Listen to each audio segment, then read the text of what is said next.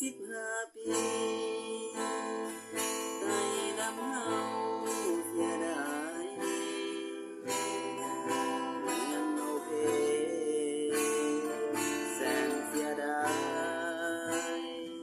ผู้เจ้าเพิ่นลาเพื่อนเคยอยู่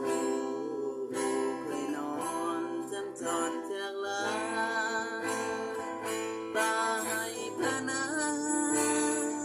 น้ำตาไหล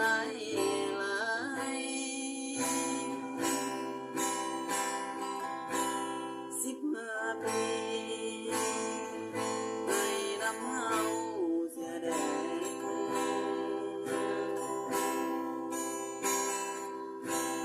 เคยอยู่ข้าน้อยอยู่สุขสบายลุงแกงนา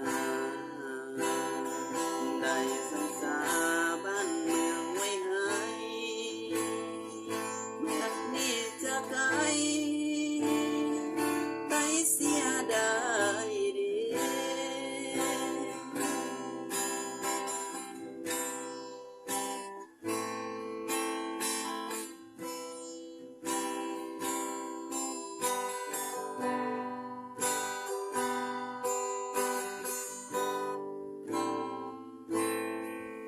15 ปี